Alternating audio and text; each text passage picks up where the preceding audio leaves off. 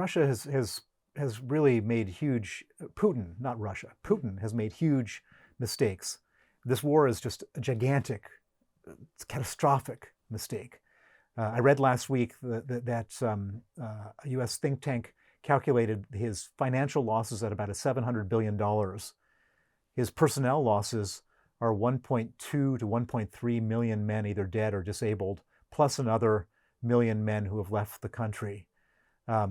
He's lost, as you mentioned, Syria, now Iran, now Venezuela, not to mention Armenia is also gone. To the extent that he wanted to contain NATO, he's got 2 new NATO members on his borders, Sweden and Finland. The economy is in a complete tailspin. I mean, it's a catastrophe on every possible level for Vladimir Putin. And so if he was thinking that this was some smart move, he's set Russia back generations in terms of his evil invasion of Ukraine. And Zelensky, president of Ukraine, of course, has voiced support for the US-Israeli strikes. He said that Iran is an accomplice of Putin. And he's also said that the outcome of the conflict in the Middle East right now will have an impact on the talks with Russia. Do we know what he means by that specifically? Because, there have been conflicts between Iran and the US very recently, and they didn't seem to shift Russia's position then. Do we know what the impact could be now? Well, I mean, it's all moving so quickly that it's very hard to say. But what I will say is something controversial, which is that from where I was sitting, the U.S. involvement in these quote peace talks was detrimental to Ukraine. The U.S. was trying to force Ukraine to concede territory that Russia had not been able to win since the start of the full-scale invasion and not since 2014 when they went into Ukraine.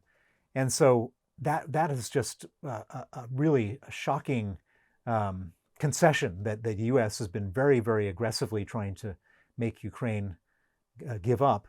And so I could be cynical, and I will be, in saying that now that Trump is preoccupied, totally focused on this war in the Middle East, perhaps he's not going to be so focused on forcing Ukraine to make these unbelievable and unjust concessions. And to the extent that it's not on his mind, that's probably a good thing for Ukraine.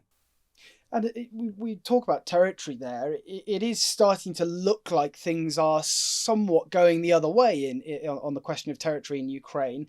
Following these communications outages and being cut off from Starlink, Russia appears to be now losing ground in some parts of Ukraine. At least 200 square kilometers have been retaken in some areas. How does the image of this war look for Russia or to the Russian people if Putin can't kind of continue saying, oh, well, at least we're going forwards? Well, I don't think that the image looks good from any perspective other than painting a fake picture for the Russian people through the media that's completely controlled by Putin.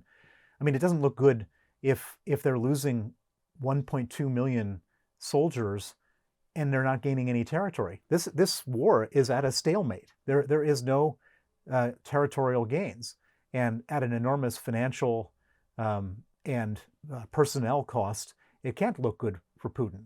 And so his only hope is that people are so scared of him that they don't, nothing breaks, they don't rise up, etc. But it's a disaster in every possible respect. And if there was absolute clarity of information and people could express their opinions, I think that there would not be Vladimir Putin in power anymore, which is obviously what he's most afraid of. And Ukrainian counter-drone experts are reportedly being bought in by the UK, possibly to defend bases and other strategic targets in the Middle East region.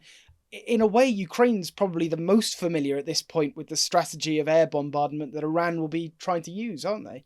Well, so Ukraine has been suffering from the same type of bombardment that Dubai is suffering from for the last 4 years. And it's painful. It's caused many deaths. It's caused a huge amount of destruction. It's caused the entire heating system to go off in Ukraine as they've destroyed heating plants.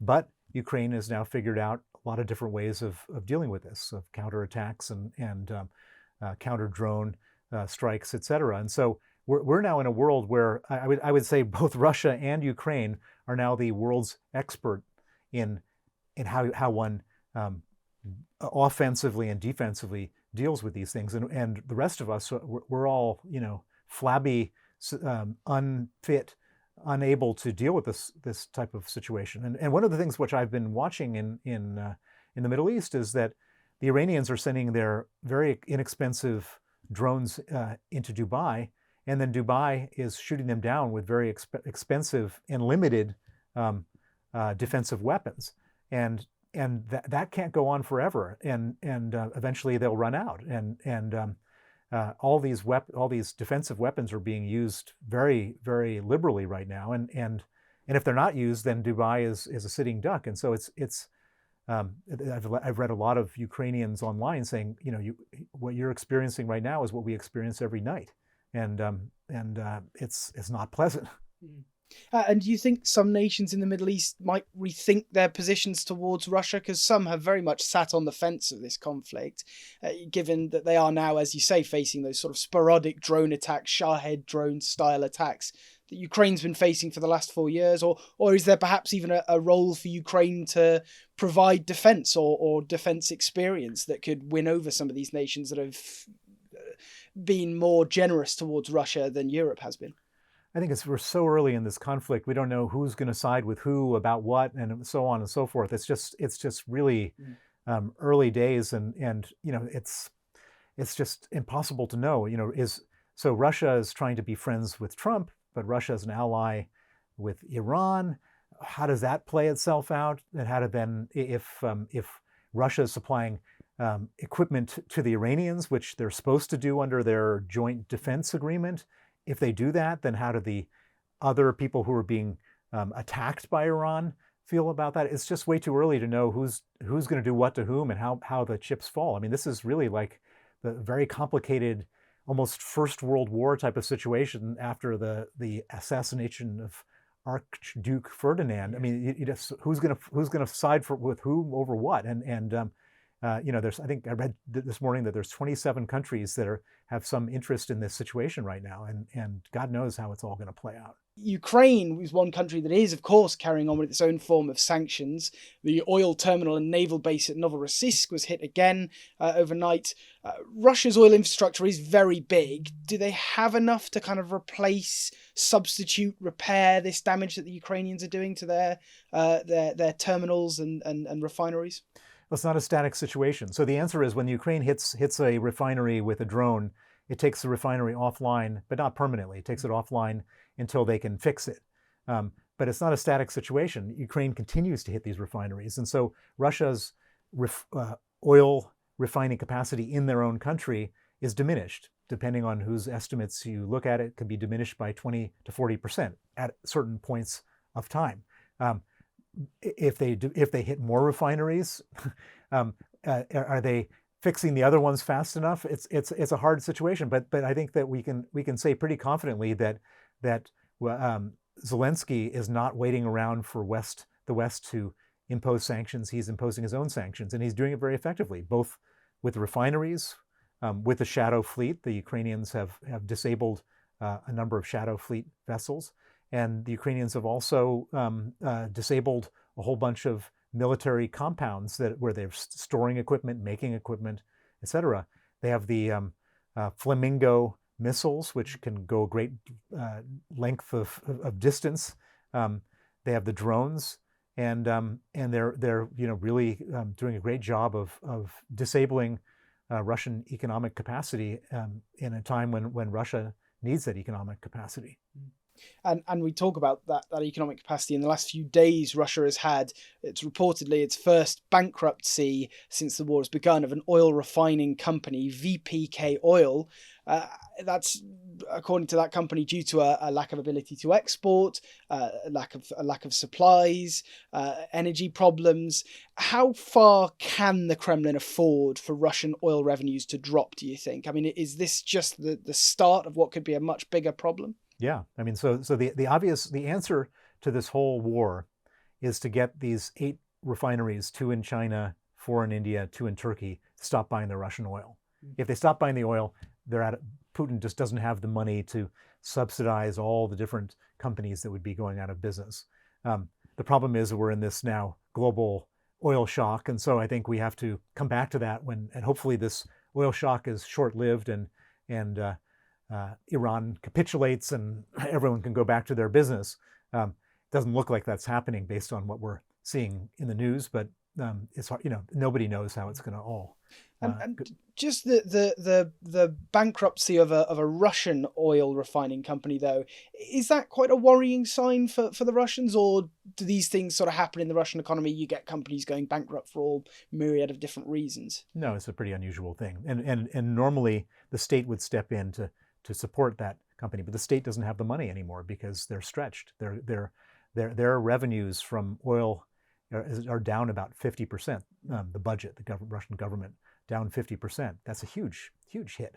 What is the message that this is going to send to the leaders of Iran's allies, especially those in the Kremlin? Well, I mean, I know for a fact that after Gaddafi was killed, not by a foreign nation, but by his own people, that President Putin is just shocked by that. He probably played the video over and over again as he watched it and was afraid of his own people doing that to him. And it can't make him feel much better to see that two of his allies, two of his friends, 2 other dictators who are hated around the world, basically losing their position either through death or through arrest.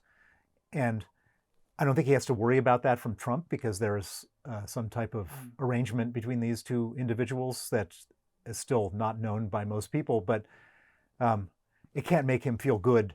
What if Trump is not around, and if that's the new president and somebody else is running America who's not his friend like Trump, what would happen? And so he can't feel good, and he also must feel weak and powerless. That first his ally Maduro was taken out, and he couldn't do anything about it, and now his ally Khamenei is taken out, and he can't do anything about it. And to the extent that he's trying to be a powerful dictator projecting power, and all of a sudden he can't do anything to help these guys, must make him look a little bit sort of emasculated, beta male, not the alpha male that he wants to project. Thank you for watching Frontline. For all the latest updates on the war in Ukraine and global security, you should subscribe to this channel. You can also hear us on Times Radio's overnight programming, and you can also find us wherever you get your podcasts.